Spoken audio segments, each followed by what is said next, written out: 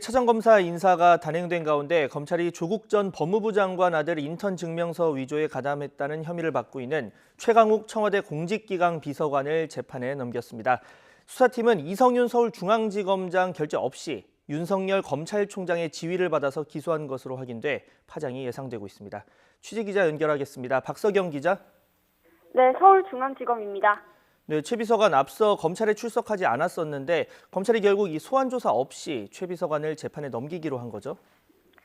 네, 서울중앙지검 반부패 수사 2부는 오늘 조국 전 장관과 관련해 최 비서관을 업무방해 혐의 공범으로 불구속 상태로 재판에 넘겼습니다.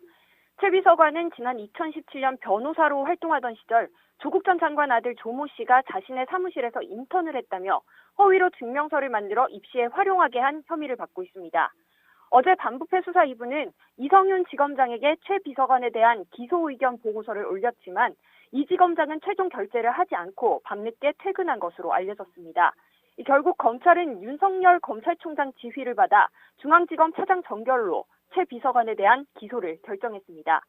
직접 조사하지는 않았지만 50쪽 분량 서면 진술서를 받아 충분한 입장을 들었고 확보한 증거와 참고인 진술 등을 통해 혐의를 입증할 수 있다고 결론 내린 것으로 보입니다. 앞서 청와대는 조 전 장관 아들이 실제 인턴 활동을 했다며 검찰이 최 비서관 기소를 검토했다는 보도는 조작 수사이자 비열한 언론 플레이라고 반발했습니다. 또 최 비서관이 피의자 신분 전환 통보를 받은 적이 없고 참고인 신분이기 때문에 이미 제출한 서면 진술로도 충분하다고 설명했습니다. 그러나 서울중앙지검 관계자는 업무방해 혐의를 받는 피의자 신분으로 최 비서관에게 3차례 소환을 통보했지만 아무런 대답을 듣지 못했다고 말했습니다.